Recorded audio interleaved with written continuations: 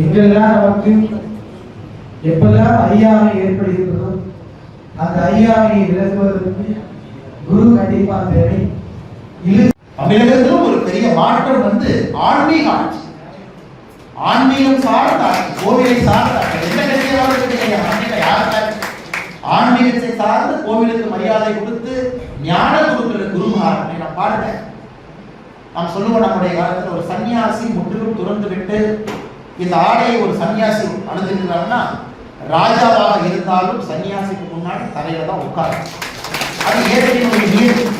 நம்முடைய பாரத மண்ணினுடைய அது ஒரு ரகசியம்.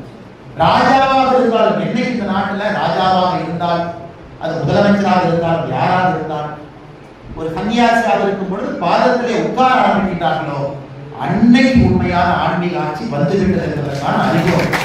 முக்கியமாக வந்திருக்கக்கூடிய எல்லா பெரியவர்களுக்கும் மற்றும் ஒரு முறை என்னுடைய சிறந்தாழ்ந்த வணக்கங்களை தெரிவித்து சாத்தஸ்ரீ பஞ்சலிங்கேஸ்வர சுவாமிகளுடைய 31வது ஜெயந்தி விழா குரு பௌர்ணிமான உங்களோடு சேர்ந்து பக்தனாக இங்கே வந்து அவருடைய ஆசீர்வாதத்தை பெற்றுக்கொண்டு நல்ல ஒரு தமிழகத்தை, நல்ல ஒரு பாரதத்தை, சனாதன தர்மத்தை காப்பதற்கு உங்களோடு சேர்ந்து நானும் உறுதி பூட்டி இருந்து செல்கிறேன் என்று சொல்லி வாய்ப்பு கொடுத்த எல்லா நல்ல உள்ளவர்களுக்கும்